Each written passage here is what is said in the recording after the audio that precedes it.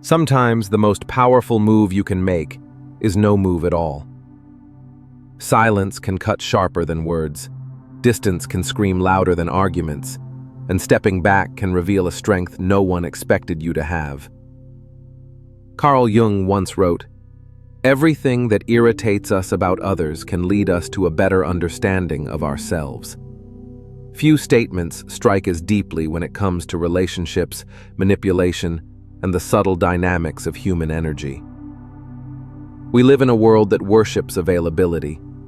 The friend who always answers the call, the partner who bends to every need, the employee who never says no. At first, this seems virtuous, but beneath the surface, it is a trap. To be endlessly available is to slowly disappear. It is to bleed energy drop by drop until nothing is left for yourself. It is to train others, unconsciously, to value your presence less and less, because what is always there is rarely cherished. Jung believed this is not only a social problem but a psychological one. The persona, the mask we wear to fit in, demands that we be agreeable, responsive, helpful. We smile when we want to scream. We nod when we want to refuse. We say yes when our soul begs for no. The persona protects us from rejection, but it comes at a cost. We become actors in someone else's play, and the role consumes us. Think about it. Have you ever answered a late-night call you didn't want to take, just to avoid disappointing someone? Have you ever agreed to plans that drained you, simply because saying no felt like betrayal? Each time, a small piece of you slips away. Jung would call this the slow death of authenticity, death by 1,000 small concessions. The danger is not only exhaustion, it is resentment. The more we give beyond our true capacity, the more bitterness brews in silence. And yet, ironically, others sense this resentment, but not the sacrifice. They grow used to your availability, blind to its cost, and demand more. This cycle tightens until you feel invisible, or worse, trapped. Here enters the concept of psychic energy. Jung taught that the psyche, like the body, has limited energy. Just as you cannot run endlessly without rest, you cannot respond endlessly without depletion. Every yes is energy spent. Every unnecessary argument, every attempt to please, every effort to explain yourself, all of it drains the reservoir. And when the reservoir is empty, depression, anxiety, and illness creep in. Manipulators, whether consciously or unconsciously, sense this. They thrive on reaction. They push buttons, not because they care, but because every reaction is energy transferred from you to them. The more you argue, the more you explain, the more you justify, the more you feed them. Jung compared this to projection. You become the screen on which they cast their disowned emotions. They rage, you absorb. They accuse, you defend. Without realizing it, you are living in their movie, not your own. And so, the paradox. The way to reclaim energy is not through louder defense, but through deliberate silence. Withdrawal is not weakness. It is strategy. It is refusing to play the role written for you. It is tearing the projection screen away and saying, "I am not your mirror." But silence, to Jung, was never passive. It was conscious. To withdraw without awareness can become avoidance. To withdraw consciously is different. It is an act of power. It is not running away. It is stepping aside so you can see clearly. Imagine this. A manipulator lashes out, demanding reaction. Instead of responding, you breathe. You say nothing. Your stillness unsettles them. Why? Because they cannot feed on what you do not give. Your silence is not absence. It is presence without compliance. It says, "I am here, but I am not yours to control." This is the beginning of what we might call conscious unavailability. It is the art of choosing when to engage and when to step back. It is giving yourself permission not to answer every call, not to fix every problem, not to attend every battle. It is learning that your value does not depend on constant presence. Jung saw this as essential for individuation, the process of becoming whole. If you are always available, always responsive, you are not living from yourself, you are living from your persona, and the self, the deeper core of who you are, begins to wither. To reclaim it, you must step into silence, into absence, into the uncomfortable but liberating space of saying, "No, not this time, not today." Society will resist. People will accuse you of being selfish, cold, distant. But their accusations are really confessions. They fear losing the version of you that served their needs. Jung would remind us, what irritates them reveals who they are, not who you are. In this way, conscious silence is not only self-protection, it is revelation.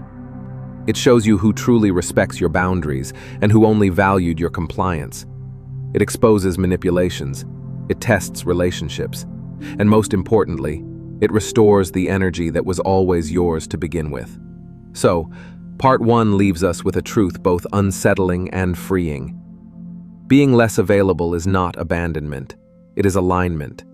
It is the beginning of stepping out of the persona and into the self. It is the moment silence becomes your teacher, your shield, and your first act of rebellion against the tyranny of endless availability. If part 1 showed us the first crack in the mask of endless availability, then part 2 leads us deeper, into the architecture of the psyche itself. Jung believed that beneath every act of compliance, beneath every forced smile, beneath every exhausted yes, there is a mask, the persona. The persona is not evil, it is necessary. Without it, we could not function in society. It is the suit we wear to work, the polite tone at dinner, the professional handshake that conceals trembling hands. The persona allows us to play roles that make community possible. But the danger comes when we mistake the mask for the face. When the persona becomes the whole identity, the self suffocates. We become actors lost in the play, forgetting there was ever a life beyond the script.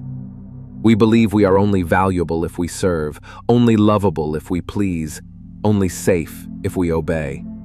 And so, we surrender piece after piece of our soul to maintain the illusion of harmony. Jung compared this to living in exile from oneself.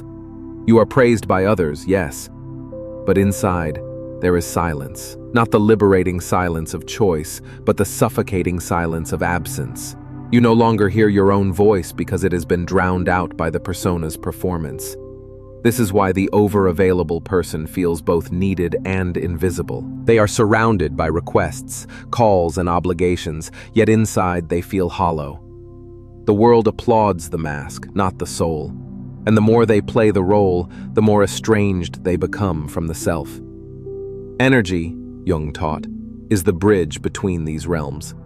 Psychic energy fuels everything we do, thinking, feeling, creating, relating. But like physical energy, it is finite.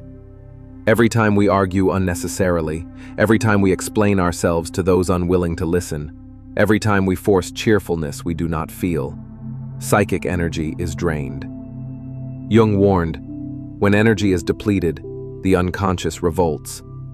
Depression is not always sadness. It is the psyche pulling the emergency brake. Anxiety is not always irrational fear.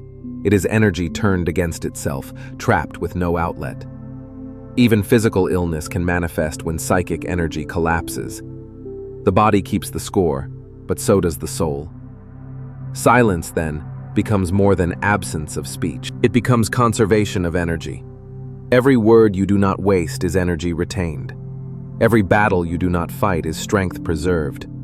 Silence gathers psychic energy back into the self, where it can heal, create, and restore. But silence also transforms relationships. Manipulators thrive on reaction. They want you to justify, explain, defend. Your words are the fuel for their fire. When you fall silent, the fire starves. They grow uneasy. They accuse you of withdrawal, of cruelty, of indifference. But their discomfort is the measure of your progress. They can no longer feed on you. This shift reveals something profound. Silence is not passive. It is active resistance. It is the refusal to play the role projected onto you. Jung wrote often about projection, the tendency to see in others what we cannot face in ourselves. When you are always available, you become the canvas for others' projections, their fears, their anger, their unmet needs. But silence tears down the screen. It forces them to face their own reflection, instead of losing it in yours. This is why silence feels so threatening to others. It is not that they miss your words, it is that they cannot escape their own. Your absence becomes a mirror. Your refusal to react becomes a confrontation they cannot avoid. For you, however, silence is not emptiness, but return. Return to your own thoughts. Return to your own rhythm. Return to the self hidden behind the persona. At first, this return feels foreign, even frightening. Without the noise of constant reaction, you hear what has long been ignored, your own unmet desires, your hidden anger, your buried grief. This is the real work of individuation. To sit in silence is to meet the parts of yourself drowned out by over-availability. The parts you thought unworthy, too disruptive, too selfish. But in silence, they rise, they speak, and you begin to see that they are not enemies, but exiled fragments of your wholeness. Silence, then, is not escape. It is confrontation, not with others, but with yourself. It asks, who am I when I am not reacting? Who am I when I am not performing? Who am I when the persona is removed and the self steps forward? This is why silence feels heavy at first. The quiet is not empty. It is crowded with truths long denied. But if you endure it, if you stay present, the weight becomes clarity. You realize that you were never meant to be endlessly available. You were meant to be whole. So part 2 brings us to a revelation. Silence is not only protection from others, it is revelation of the self. Each withheld word, each chosen absence, each conscious pause gathers energy back into your center. And with that energy comes the strength to face not just the world, but yourself. Projection. For Jung, it was one of the most dangerous and yet most common forces in human psychology. To project is to cast our inner world onto another, to see in them what we refuse to face in ourselves. And nowhere does this play out more vividly than in relationships. When you are endlessly available, when you never resist, you become the perfect canvas for projection. Others see not you, but the reflection of their needs, fears, and shadows. They call you selfish when they themselves hoard affection. They accuse you of anger when rage burns inside them. They demand loyalty when their own hearts wander. You become their screen, their scapegoat, their mirror. Jung warned that this process is almost inevitable. People will project. It is part of being human. But to accept every projection, to absorb it without question, is to lose yourself entirely. It is to carry burdens that were never yours, to fight battles that were never meant for you. Manipulators understand this instinctively. They do not need truth, they need reaction. They provoke, distort, accuse, anything to keep you dancing to their rhythm. Your explanations feed them. Your defenses bind you closer. Every attempt to prove your worth becomes proof, in their eyes, that you are trapped. And so the cycle continues. They project, you respond. They attack, you defend. They drain, you diminish. Until one day, you fall silent. This silence is unlike any other. It is not sulking, not passive aggression, not withdrawal born of weakness. It is conscious unavailability. It is stepping out of the role entirely. And when you do, something remarkable happens. The projection collapses. Deprived of your energy, manipulators must face themselves. Their accusations hang in the air with no answer, echoing back to their source. Their rage burns with no fuel and turns inward. Their drama loses its audience. In your silence, they are confronted with a truth they cannot escape. They were never fighting you. They were fighting themselves. This is why your silence enrages them. It is not your absence they fear. it is their own reflection. In the stillness of your refusal, they see their own shadow, unfiltered, undeniable. But silence does more than expose others. It reveals the truth of your connections. The people who value you for yourself will respect your boundaries, even when you grow quiet. The people who only valued your compliance will panic, accuse, or flee. In this way, conscious withdrawal becomes the great test of relationships. Imagine it. You stop answering every call immediately. You decline the invitation that drains you. You refuse to justify yourself against false accusations. Some relationships will crumble under this weight. Others will adapt and deepen. Either way, the truth emerges. Jung believed this was essential to individuation. Until you stop absorbing projections, you cannot know yourself. You are stitched together from other people's shadows, their voices echoing in your head. Silence severs these threads. It gives you back the raw material of your identity. But this is not easy. Withdrawal threatens the persona. You fear rejection, abandonment, judgment. You hear the accusations. You've changed. You're cold. You're distant. And in a sense, they are right. You have changed. You are no longer willing to play the part they wrote for you. The danger here is self-doubt. Years of compliance whisper that you are cruel for stepping back. But Jung would remind you, cruelty is continuing to betray yourself for the comfort of others. Authenticity will always look like betrayal to those who benefited from your absence of boundaries. This is why projection must be reclaimed. Every accusation hurled at you is an invitation to ask, is this mine, or is this theirs? Silence gives you the space to answer. Sometimes, yes, there is truth in the critique, but often the venom belongs to them, not you. To accept this distinction is to break free from their movie and return to your own. Part 3 shows us that conscious silence is not escape. It is revelation. It unmasks manipulators, exposes projections, and reveals the true foundation of relationships.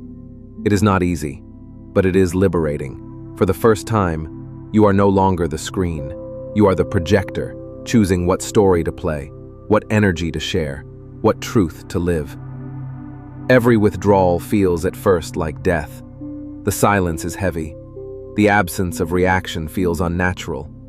You wonder if you have disappeared, if your voice has been lost forever. Friends may drift. Manipulators may rage. Even loved ones may misinterpret your stillness as indifference. But Jung would say, this is not death. It is rebirth. Solitude is the crucible in which the self is forged. Only when the noise of endless reaction falls away can you finally hear the voice within. And at first, that voice may not be kind. It may speak in anger, in grief, in fear. It may remind you of every compromise, every betrayal of yourself. This is the shadow, rising from the depths, demanding recognition. Do not flee. Do not rush to fill the silence with noise again. Stay. Listen. In that silence lies the map to your wholeness. Jung described individuation as the process of becoming who you truly are, distinct from the persona and free from projection. And silence, conscious, chosen silence, is one of its gateways. In solitude, you reclaim your psychic energy. In solitude, you begin to integrate the shadow, not by denying it, but by listening to it. The anger you buried becomes strength. The grief you suppressed becomes compassion. The fear you avoided becomes wisdom. This is the paradox.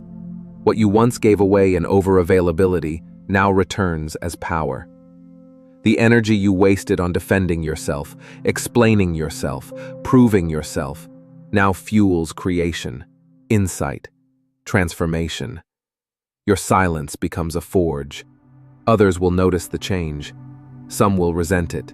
They will say, "You are different. You don't care anymore." But in truth, you care more than ever. Only now you care in the right direction, toward yourself, toward authenticity, toward the life that was waiting for you beyond the persona. And slowly, relationships transform. The ones built on projection dissolve. The ones built on truth endure. You discover companions who value your boundaries, who respect your silences, who meet you as a whole being rather than as a role. These are rare, but they are worth the solitude that precedes them. Jung often spoke of symbols arising in dreams during such times. The phoenix, the mandala, the reborn child. Each represents the same truth. Silence is not an ending, but a beginning. The collapse of availability, the retreat from reaction, the embrace of solitude. These are deaths only in appearance. In reality, they are the birth pangs of the self. Consider how society teaches us to fear loneliness. To be alone is seen as failure, as emptiness. But Jung would counter, loneliness is the first step toward authenticity. When you are no longer performing, no longer endlessly available, you must meet yourself. And that meeting, though terrifying, is liberation. The rebirth in solitude is not about isolation. It is about sovereignty. It is about learning that your value does not depend on being useful to others, but on being true to yourself. It is about walking into a room and no longer wondering who needs you, but asking, who am I, here, now, in my fullness? This is the final gift of silence. It is not revenge, not punishment, not escape. It is transformation. It is the alchemy of absence, turning lost energy into power, turning projection into clarity, turning loneliness into wholeness. And so the final truth of Jung's teaching on silence is this: to withdraw is not to abandon the world. It is to return to it whole. When you step back, when you refuse to be endlessly available, when you allow yourself to be misunderstood, you do not vanish. You emerge, not as a mask, not as a role, but as the self, flawed, complete, radiant, free. So remember, silence is not weakness. It is a choice, a weapon, a sanctuary, and above all, a rebirth.